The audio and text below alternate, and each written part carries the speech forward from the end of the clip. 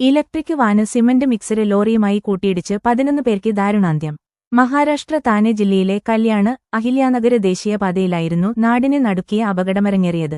ഹൈവേയിൽ അമിതവേഗതയിൽ സഞ്ചരിച്ച വാനെതിരെ വന്ന സിമന്റ് മിക്സറുമായി കൂട്ടിയിടിക്കുകയായിരുന്നു. അപകടത്തിന്റെ ആഘാതത്തില് വാന് ലോറിയുമായി ചതഞ്ഞൊട്ടിയ നിലയിലായിരുന്നു. മുർബാദില് നിന്നും കല്യാണിലേക്ക് സഞ്ചരിക്കുകയായിരുന്നു വാന്. പഞ്ചാര പാലത്തില് കയറിയ വാന് അമിതവേഗതയിലായിരുന്നെന്ന് ദൃക്സാക്ഷികള് വ്യക്തമാക്കി. അപകടശബ്ദം കേട്ട് സ്ഥലത്തെത്തിയ ആളുകള് ചതഞ്ഞരഞ്ഞ വാനാണ് കണ്ടത്. തുടർന്ന് ഇരുവാഹനങ്ങളെയും വെട്ടിപ്പൊളിച്ചപ്പോഴാണ് 11 പേര് മരിച്ചെന്ന് വ്യക്തമായത്. അപകടത്തില് വാനിലുണ്ടായിരുന്ന വയോധിക മാത്രമാണ് രക്ഷപ്പെട്ടത്. ഇവരെ ഗുരുതര പരുക്കുകളോടെ ആശുപത്രിയില് പ്രവേശിപ്പിച്ചു. ഇനിയും അവശിഷ്ടങ്ങൾക്കിടയില് ആളുകള് കുടുങ്ങിക്കിടക്കുന്നുണ്ടോ എന്ന് സംശയമുണ്ട്. മരിച്ച 11 പേരിൽ നിന്നും 9 പേരെ നിലവില് തിരിച്ചറിയാനായിട്ടുണ്ട്. പ്രദേശത്ത് ഗതാഗത നിയന്ത്രണം തുടരുന്നു.